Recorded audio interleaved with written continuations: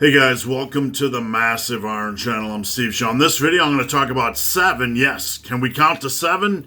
7 reps cardio. We're gonna count to seven in this video. I'm going to present 7 muscle building traps. Traps, not traps. Traps, snares, things you get trapped in. 7 muscle building traps you spend too much time worrying about. Before I get into that topic, if you have any questions or comments, drop them down below. The best topic ideas I turn into videos just like this. If you want coaching, clicky down below. All right. I outline things most of the time, sometimes, and I was thinking about what are the biggest muscle building traps, pitfalls, things people spend way too much time worrying about. So let's dive in.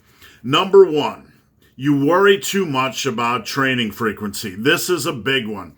Somewhere about 10 years ago, there was a bug planted in the muscle building community that frequency was everything. And if you didn't train with frequency, you were missing out on muscle protein synthesis, and all gains were lost, and you were missing out on optimization.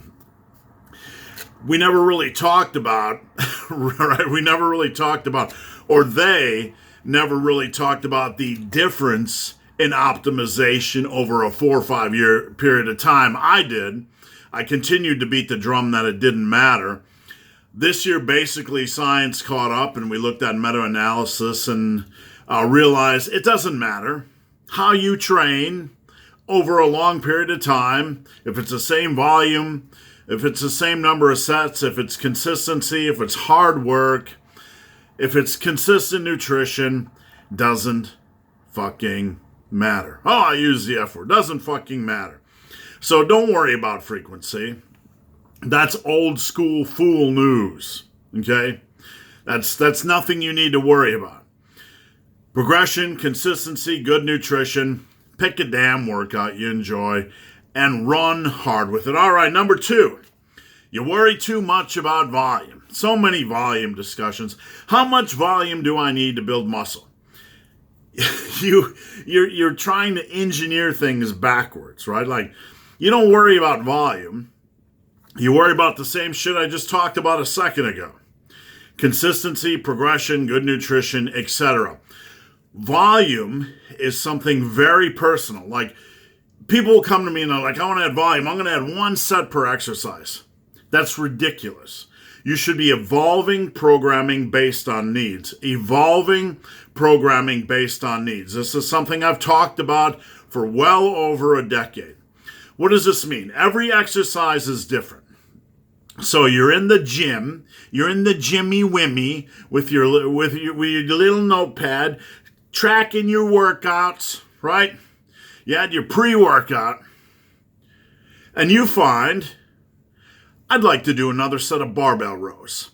I feel if I do another set of barbell rows, I feel like it works my back more, and I can handle the work capacity. That's evolving training based on needs. Let's say you're in the Jimmy Wimmy with your little notebook and you had your pre-workout and you do 4 sets of squats, or you do a 5x5 on squats because Jesus came down and handed out the 11th commandment, and it was you need to do a 5x5 on squats. So you're following the 11th commandment and you realize, after 3 sets of squats, I'm done. I just want to do 3 hard sets of squats. I feel worked. I feel sore. That works best for me. Okay, that's evolving training based on needs. You make volume adjustments, exercise by exercise, case by case, on a need basis. What do you need to do? What feels better for you? As long as it's reasonable and rational and not something ridiculous like trying to avoid hard work, right? Like moving from a 5x5 on squats to 1 set because you're just being a pussy, right? Being a fucking pussy. That's trying to avoid hard work. Reasonable changes, rational changes, rational volume changes. Volume based on needs. Don't just go in and add a set and worry about volume. Worry about progression and change volume on sets when you need to. All right. Whew. I need to take a deep breath. Number 3, and this is one of my pet peeves. You worry too much about grip strength. Hey, big, hairy, ugly dude. I saw in a video where you said your dumbbell row standard was 150 by 10. Yes, sir, that's correct. Yes, sir, that's how I speak in real life when I respond to people. Yes, sir, that's correct. You're very correct, sir. I can't do that. My grip gives out. Well, wear Versa grips. But my grip strength. I want to train my grip strength. Hey, big, hairy, ugly dude, when I do deadlifts, my grip gives out at 315. We're Versa grips. But oh, my grip strength, my grip strength, my grip strength, my grip strength. I want you to hear me. Shut the fuck up about grip strength. Get your back strong. Get your row strong. Get your deadlift strong. You do not allow a small body part, like grip, forearms, whatever, to prevent you from getting strong in a major muscle group. That's silly. That's a silly game. Stop worrying about your grip. If you're that obsessed about grip, slap on your Versa grips, get your damn back strong, get your damn deadlift strong, and then do grip work at the end. Make sense? All right. Number 4, you worry too much about squats and deadlifts. Now, don't get your undies in a bundle. That's what my mom used to say. Mom used to say, don't get your undies in a bundle. All right, slow down. I love squats and deadlifts. You know that. I'm not telling you not to do squats and deadlifts. I'm not a fool. What I'm saying is, if you want to build muscle, you need other things other than squats and deadlifts. Some of you are so squat and deadlift focused that when it comes to other quad work and other back work, you could give zero fuckarooskies. Like you don't have the same degree of passion for other lifts. You need an equivalent amount of passion for other quad lifts, for other back lifts, because we're trying to build muscle. That's what this video is about. Squats and deadlifts are great, but exercise variety is greater-er. Greater-er, okay? You need to be just as obsessed about dumbbell rows, barbell rows, pull-ups, lat pull-downs, seated cable rows, or whatever the fuck you're doing for back. On quads, if you're riding the squat-only horse, you got it wrong, pal. You got it wrong, friendo. Okay? Obsess about squats, but you also need to get your quads strong using other things. Leg press, hack squats, leg extensions, lunges, Bulgarian split squats. Don't give a fuckarooski. Don't give two fucks. But you need some exercise variety. Building your quads will help you with deadlifts and with other things.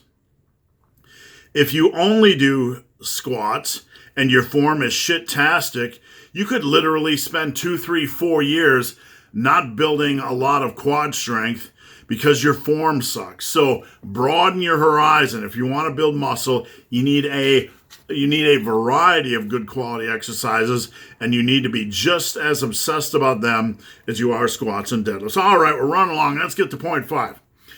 You worry too much about optimization. What is the optimal way? Optimal. You know how many times I've heard the word optimal come out of someone's pie hole, and then you dig a little deeper and you realize when it comes to workout consistency, it's El Succo. When it comes to nutrition, it's El Succo. When it comes to strength or progressive overload, it's El Succo. You know what's optimal? Science is good. The study of optimization is good. But optimal is the things I preach. You have to look at optimal over the span of 4, 5 years. 3, 4, 5 years. Getting a lot stronger than you are now. Being consistent with your workouts and not missing workouts. Being consistent with your nutrition. and making smart evolutionary changes to your programming. That's optimal. That's 90% of the optimization you need. Everything else is like putting sprinkles on top, right? So don't think the 5 to 10% is optimal. What I just told you is optimal. The basics, that's optimal. That's 90% of optimal. Repeat, that's 90% of optimal. And optimal isn't optimal if you don't apply it over a 3, 4, 5 year period of time. All right, number 6, you worry too much about maxes. You don't need, focus on plus ones. Progressive overload does not need to involve testing your max. I didn't test the damn max until 2007, 2008, after I've been lifting over 20 years. I gave zero fuckarooskies about max. You can test your max once or twice a year, just for fun. We all enjoy it. It can be fun, right? But some of you just are so obsessed with it that you train in lower reps way too often. You're testing way too often. Strength is built in plus ones. Strength is built in plus ones. You want to know your 1 rep max? Go to a 1 rep max calculator. Plug in your weight and reps and it'll give you an estimate. And it's pretty darn close. It's good enough because we're muscle building here. All right, last point. Last trap. You worry too much about programs. Fuck your program. Fuck your program. A lot of you worry so much about programs that you hop around from program to program to program. Maybe this program will be optimal. Oh, I see his point there about RPE. I'm going to try this program. Fuck your program. I want you to think, instead of programming, listen, if you're in that toxic pit, that toxic trap where you're worried about programs, you need to, I want you to hear me out. You need to start worrying about lifts instead of programs. When someone comes to me and says, I want a new program, I'm like, I'm going to give you the same damn lifts, just in a different chopped up form. And I'm going to call it a different program, but it's the same fucking lifts. The same core, 25 to 30 to 35, whatever the fuck it is, lifts. You're going to be doing 90% of the same core lifts forever, right? So programs are just the same lifts chopped up in a different recipe. Instead of worrying about programs, you need to worry about lifts and progressing on the lifts. Fuck the program. How you do it doesn't fucking really matter as long as it's reasonable. Worry about plus ones on lifts. There you have it. So guys, hope this video has been of some help. If you have any questions or comments, drop them down below. If you made it this far in this video, sign up for fucking coaching. If you made it this far in this video and have yet to subscribe to my channel, please do. I'd appreciate the support. So guys, as always, thanks for watching. Have a great day.